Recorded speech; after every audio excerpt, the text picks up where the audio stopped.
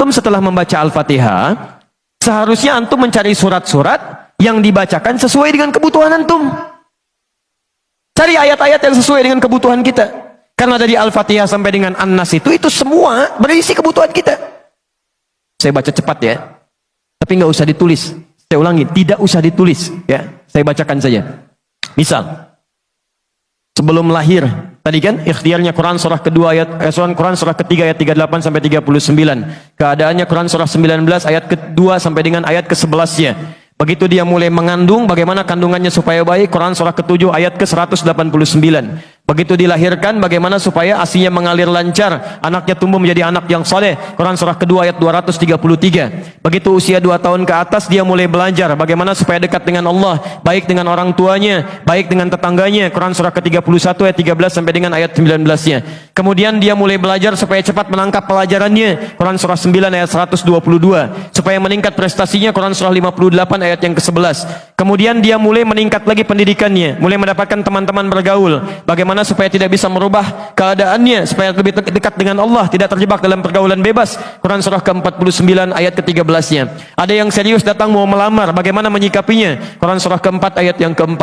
Terjadi pernikahan, Quran surah 30 ayat ke-21. Setelah menikah, bagaimana membagi tugasnya supaya tidak gelisah dalam pembagian tugas, tidak saling menyingkirkan satu dengan yang lainnya, Quran surah ke-4 ayat 34. Setelah dia menikah, suami mulai mencari nafkah. Bagaimana cara bekerjanya? Yang standar ada di Quran surah kedua ayat 168.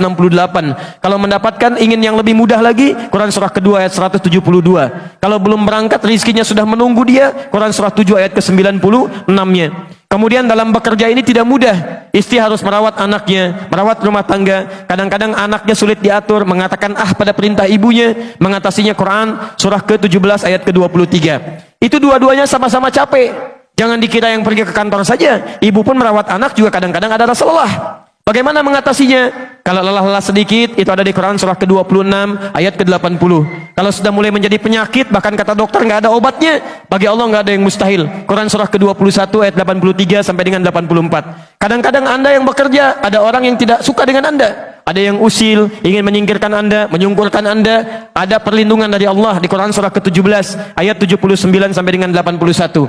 Kalau ada yang membuat diri Anda tersesat sampai mengatakan, ya Allah kenapa dia begini, ya Allah apa nggak ada solusinya, selalu ada. Amalkan di Quran surah ke-21 ayat 87 sampai dengan ayat ke-88-nya. Sampai Anda beraktivitas lagi, mendapatkan kesenangan hidup, harta mulai melimpah, Masya Allah, rumah semakin luas, syukuri itu semua dengan mengamalkan tuntunan di Quran surah ke-14 ayat yang ke-7-nya.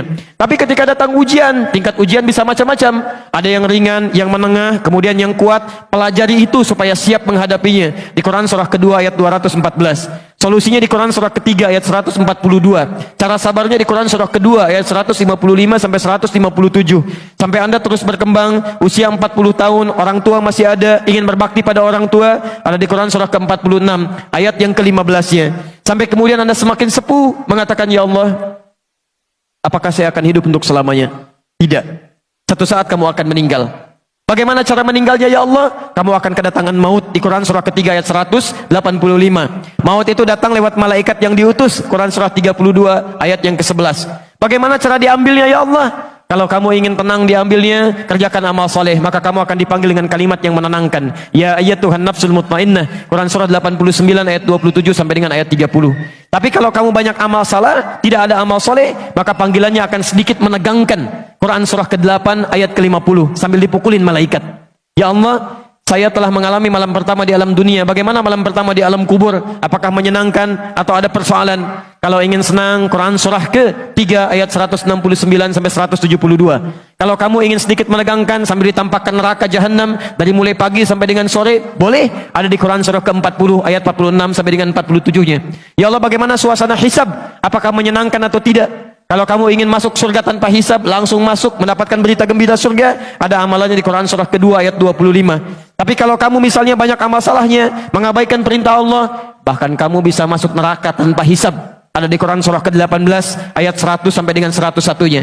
Ya Allah, bagaimana suasana surga nanti ya Allah? Ayo kerjakan amal soleh. Ada surga bersama Rasulullah tingkat yang paling tinggi. Amalan ini Quran surah ketiga ayat 31, Quran surah 59 ayat yang ke-7, Quran surah 33 ayat 21. Ada surga yang di taman surga yang memberikan langsung Allah, bisa melihat Allah tanpa hijab. Quran surah 75 ayat 22 sampai dengan ayat 23. Ada amalannya di Quran surah ke-51 ayat 15 sampai dengan ayat 23. Ada ada surga seluas langit dan bumi. Kemanapun kamu beraktivitas tidak akan pernah menemukan ujungnya. Quran surah ketiga ayat 133 sampai dengan 134. Ada semua. Ada semua. Jadi Anda punya masalah apapun, ayatnya ada di Quran. Jadi begitu mengatakan waladhdallin, cari ayat yang sesuai dengan kebutuhan Anda. Mintakan, boleh dilafadzkan. Masalahnya Ustaz, saya nggak hafal ayatnya. Jadi yang dibaca dari subuh sampai isya, An-Nas lagi, minal jinnati, dan dikabulkan oleh Allah. Mimpinya ketemu jin terus gitu kan. Itu yang boleh dilafadzkan.